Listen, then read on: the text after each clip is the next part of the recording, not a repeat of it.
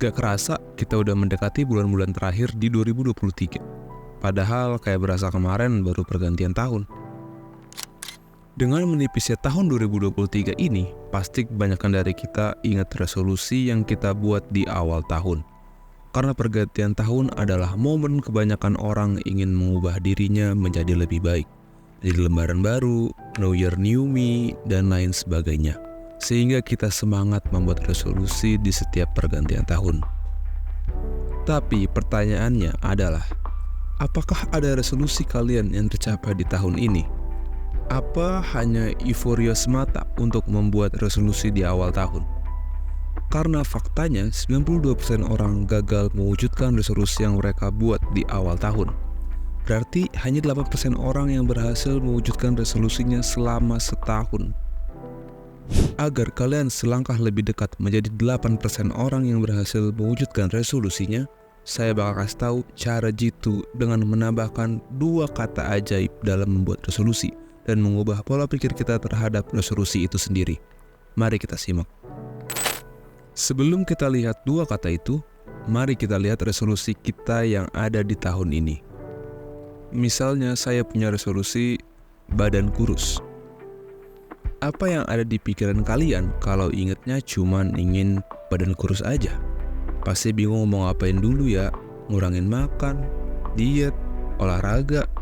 Kalau olahraga mending nge-gym atau jogging ya. Pikiran-pikiran inilah yang membuat otak kita selalu merasa terbebani dan merasa banyak sekali hal yang harus kita lakukan untuk mewujudkan mimpi tersebut. Sehingga kita bingung mana yang harus kita lakukan terlebih dahulu. Mari kita coba dengan tambah 2 kata ajaib, yaitu saya biasakan. Setelah itu jangan kita langsung tuliskan kalau kita pengen kurus, namun kita ganti dengan hal atau kebiasaan apa yang bisa bikin kita kurus. Jadi saya sarankan untuk riset atau googling hal atau kebiasaan apa yang bikin resolusi kalian terwujud.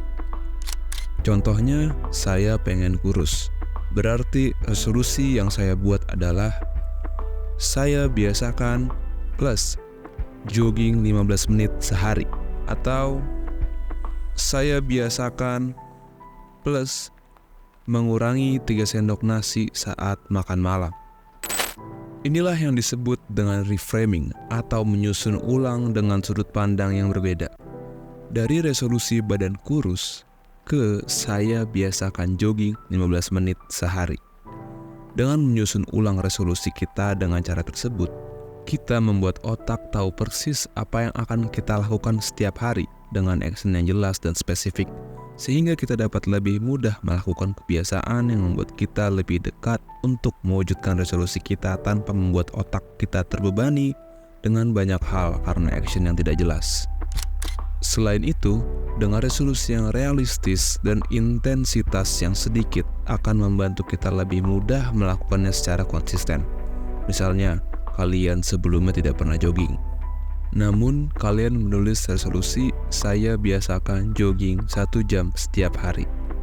Mungkin di awal beberapa hari pertama, kalian masih bisa melakukannya. Namun, karena intensitas yang terlalu tinggi, badan kalian mulai terasa capek karena perubahan aktivitas yang terlalu ekstrim, sehingga kecenderungan otak untuk menyerah itu tinggi. Itulah kenapa tempat gym selalu ramai di bulan Januari dan mulai sepi lagi seperti biasa di bulan-bulan selanjutnya. Karena orang-orang yang belum pernah nge-gym selalu mulai dari intensitas yang tinggi. Padahal untuk badan kita bisa beradaptasi, yaitu dengan melakukan perubahan secara perlahan-lahan. Sehingga yang kita butuhkan adalah intensitas yang sedikit di awal, sehingga lebih mudah untuk kita lakukan secara konsisten.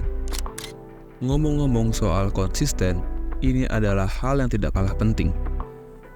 Jika kita konsisten melakukannya setiap hari, biasanya yang kita lakukan akan terasa lebih mudah kita jalani setiap harinya.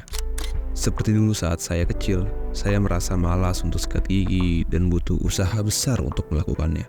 Tapi karena sudah saya lakukan setiap hari, seiring berjalannya waktu, hal itu menjadi lebih mudah untuk dilakukan. Begitu juga resolusi kita yang tadinya jogging 15 menit itu butuh usaha berat. Lama-kelamaan pasti akan jadi mudah. Usahakan juga dalam menjaga konsistensi, kalian harus terbiasa hadir melakukan kebiasaan itu walaupun mood sedang tidak semangat, terkecuali memang terdapat halangan berat seperti sakit. Misalkan, kita ingin jogging tapi di luar hujan. Kalian bisa mengganti jogging tersebut dengan olahraga di rumah, dengan workout, dan jika kalian sedang merasa malas-malasnya, jangan sampai kita dengerin malas kita dengan menunda menjadi keesokan harinya. Karena bisikan itu adalah awal mula kita untuk jatuh ke lubang kemalasan dan menjauhkan kita untuk mencapai resolusi kita. Semalas-malasnya, kalian harus melakukan setidaknya 2 menit kebiasaan yang kalian harus lakukan. Misalnya kebiasaan 15 menit jogging, kalian ganti jadi 2 menit. Setelah kalian melakukan itu, tapi masih terasa malas, kalian boleh pulang lagi.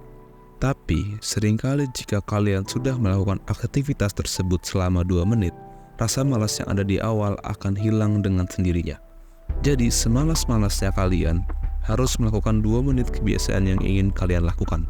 Karena terbiasa hadir terlepas kita sedang semangat atau tidak membuat diri kita terlepas dari pengaruh mood yang ada di diri kita dan menjadikan tekad dan disiplin sebagai hal yang membentuk diri kita sendiri. Setelah konsistensi terbangun dan kebiasaannya terasa mudah, kalian bisa evaluasi setelah 1 bulan atau 2 bulan untuk menambah intensitas dari kebiasaan tersebut. Misalnya, dari jogging 15 menit sehari menjadi 30 menit sehari. Hal ini membuat kita selalu naik level dan mempercepat kita mewujudkan resolusi kita. Namun, tetap kita sesuaikan dengan resolusi apa yang kita punya. Itulah kenapa menambahkan 2 kata tersebut di resolusi membuat kita jadi lebih mudah mencapai resolusi kita. Karena ada reframing di pola pikir kita sehingga perspektif baru akan terbangun. Membuat action di resolusi kita terlihat jelas dengan memulai dari intensitas rendah lalu perlahan-lahan ditambah frekuensinya dan dilakukan secara konsisten dengan membiasakan diri kita selalu hadir. Membuat diri kita lebih dekat menjadi bagian dari 8% orang yang berhasil mewujudkan resolusi tahunannya. Jika video ini bermanfaat, jangan lupa like dan subscribe. Kalian juga bisa komen jika kalian terbantu atau punya tips lain. Terima kasih yang sudah menonton. Sampai ketemu di video selanjutnya.